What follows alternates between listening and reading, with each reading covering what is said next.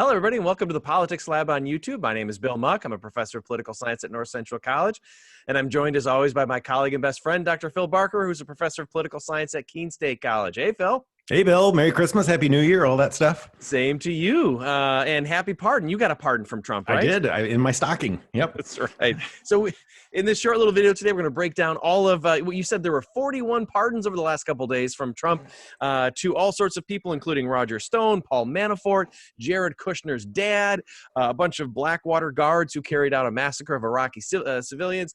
It is a long list and some pretty ugly pardons. Phil, start us off. What are your reaction to all? What's your reaction to all this? Well, so, I mean, it's not particularly surprising for a number of reasons. One, it's not unusual for presidents to do this at the end of their term, right? Especially in this lame duck session, you pardon a whole bunch of people. Other presidents have done that. It's also not particularly surprising because we've been expecting something like this from Trump. So in that sense, it's not, it's not super shocking. But the I don't know, the breadth of this, the number of the really kind of the type of people that he's pardoning is shocking, right? This is, I don't think people really grasp just how out there and how problematic this is. Like we were talking before we started recording, there's a long history of controversial presidential pardons. We could talk about, Nixon being pardoned, George H.W. Bush pardoned, a number of people involved in Iran-Contra. Bill Clinton pardoned Mark Rich at the very end of his term, and that was, somebody that he had ties to. And it was such a big scandal at the time that it had an impact on his legacy. Like it affected how people talked about the Clinton presidency. This is worse than, I mean, in my mind, worse than any of that. When you're doing Manafort and Roger Stone, when you're doing Mike Flynn a couple of weeks ago, when you're pardoning your daughter's father-in-law, this is like the proximity to the president, George Papadopoulos. He's pardoning people who were directly related in issues or crimes that he had a role in. So the like sort of quid pro quo aspect that we talk about, right?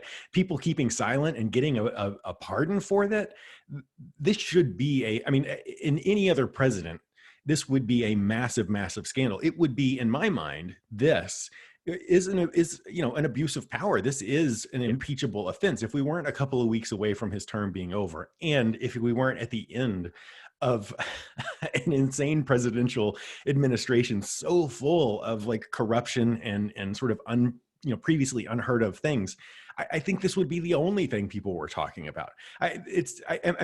What do you think? Does it fit in with other presidential pardons, or is this of a different kind? I think it's of a different kind. Like all of, as you noted, all of those presidential pardons that you've mentioned feel icky, right? I mean, the Mark Rich stuff was icky.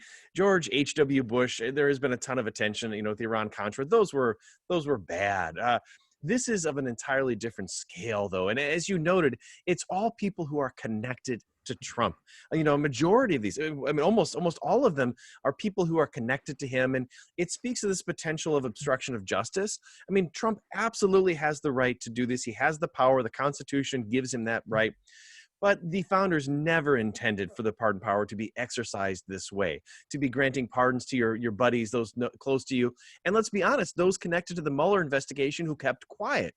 Right. Both Roger Stone and Paul Manafort never really told investigators everything that they did. So this was their payoff. And you're right. If there was more time, if this administration wasn't such a disaster and a dumpster fire, this would be an impeachable offense. But everybody just wants to push through. No, it's really bad. The Paul Manafort one really upset me. I knew it was probably coming, but this guy had done so many things, so many illegal activities. They had him dead to rights and convicted him. And on the jury was a Trump supporter who said, "I support Trump." But Paul Manafort is clearly guilty. And this is just undermining the rule of law. It's as bad as you can get, and it's only the beginning. More are coming. I mean, Trump is going to do more family members. This is, he's going to try to self-pardon. So no, I think it's right to say this is of a totally different kind. Yeah, and you said that the pattern is, there were others as well, but the pattern, the high profile ones were people who were a part of investigations into Trump who kept quiet. Notably absent are the Michael Cohens, the people who cooperated, right? It's not Yes. just that you were close to Trump. It was that you were close to Trump and you did right by him. That's what earns you this pardon. I mean, it would be one thing to issue blanket pardons to everyone involved in this. That would be really bad to do that, but to do it selectively to those who basically, gave a middle finger to the investigation, that's and it goes beyond. It's not just that. It's a number of Republican members of Congress who have Yeah. been very clearly convicted of very clear crimes. Like, no, these aren't people who got, who made some mistake and there was a misunderstanding. Like, it's just, if you think of the pardon as an attempt to like restore justice in a situation that has some feature of injustice. I know that Trump sees all of this as an injustice, but this is a different type of injustice, right? This is not what it was meant for.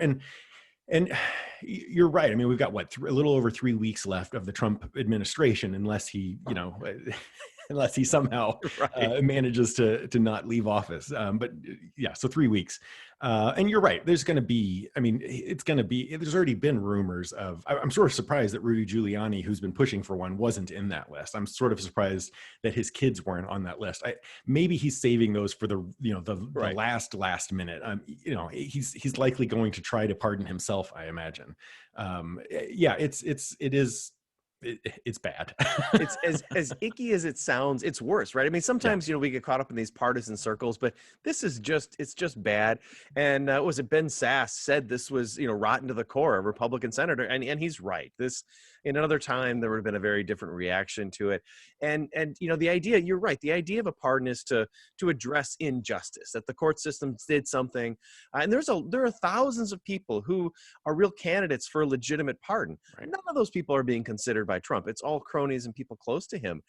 And the work about undermining or giving pardons to all those connected to the Mueller investigation, that is undermining justice, right? I mean, that was part of the deal in the process was wink, wink, I will maybe give you a pardon in the future. Right. This is closing that loop, finishing that up, made it impossible for those investigators to get all of the information. So it is corrupt, even though he has the ability to do this. It feels so icky, Phil, so icky. Yeah, and you were talking about it makes it impossible to do the investigation. Some of those other high profile pardons were for crimes that were done. These pardons are for crimes, but they're also oftentimes for the specific crime of interfering with the investigation. So it's not just that, hey, these we need to. It felt like even in some of the icky pardons in the past, there was this larger goal of we should move on, right? So the Watergate pardons, right? This need for the country to move forward.